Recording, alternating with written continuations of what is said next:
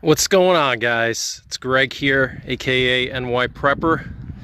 Just wanted to do a quick video on the Diode Dynamics D switch. So this is a switch panel by Diode Dynamics. It's to hook up all your accessories, especially lighting. Got an 8-button switch inside the cab. I want to show you the wiring, how I installed everything. This is the actual guts of the controller. So you got your hot wire there and you got your ground there. What's cool about the D switch is that they give you a separate bus bar here for backlights.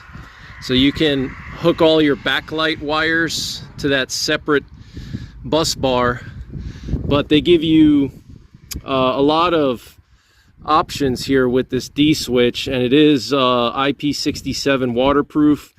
But they give you 4 15 amp buttons and 4 30 amp buttons, plus you have your backlight for a total of 15 amps for that. I want to just show you the wiring here. So you can install a trigger wire to your fuse box to an ignition source, which I didn't do, but you'd basically connect that to fuse in your fuse box that's ignition on. I'm not going to do that with this truck. I want to have the capability to manually control my lighting with the ignition off. If you connect it to an ignition source in your fuse box, the downside is that with your ignition off, you're not going to be able to run any kind of lights. So just has this nice heavy duty cover here, shows you all the connections. So you got your 4 15 amp, your 4 30 amp. Those would be good for like your light bars if you have like a massive light bar. The smaller ones would be good for like accent lights and cube lights. And then you got your backlight bus here. So let me just snap the lid here. And this is on my 2006 LBZ Duramax Silverado 2500 HD LT. It's a pretty massive switch or massive box here. The controller is pretty massive, so it was a little tricky to mount. I actually mounted it to this cross member here that goes across the front of the engine bay. What I did was I got the U-clips, I drilled holes, I used M6 by 1, I think it is M6 by 1 threaded screws there with lock washers, and you see the U-clip right there. It's a little bit hard to see. You see the U-clip.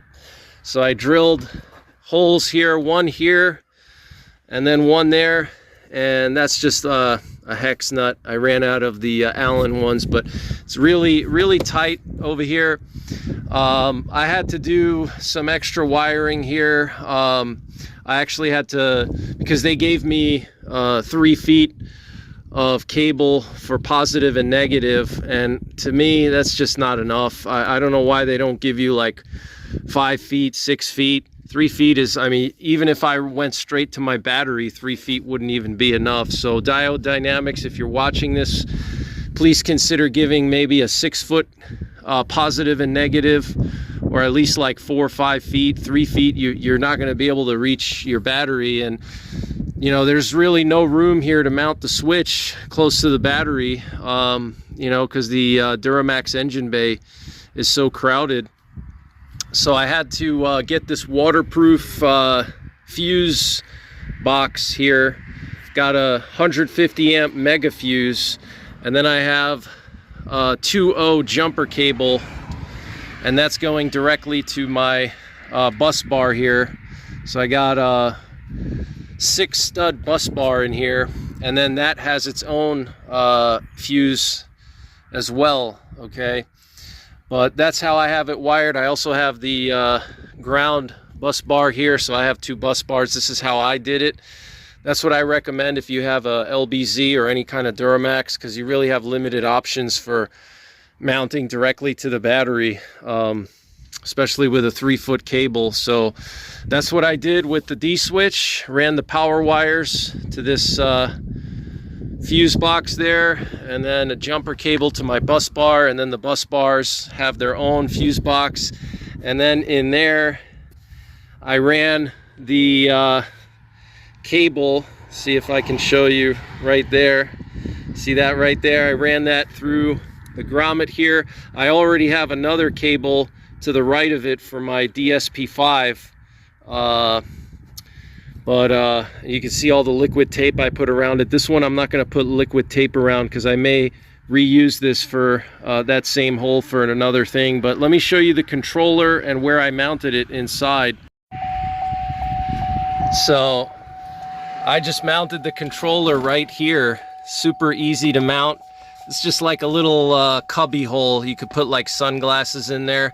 But basically you have your power button there. You can turn your backlights on. I do have to put like an actual you know, thing on the button there, but this is for the emblem. Let me show you the emblem. So this is the emblem I got on eBay. Not sure who actually makes it because it's probably Chinese, but just go through some of the colors. We got blue, green, red, orange, yellow, cyan, and pink. You know, during daylight hours it's hard to see, especially on camera, but at night it looks super cool. So I'll attach some pictures of it at the end, but that's pretty much it, guys. It was you know, pretty annoying install just because of the wiring. I had to kind of get creative with the power wire and the ground wire. So this is what I ended up doing.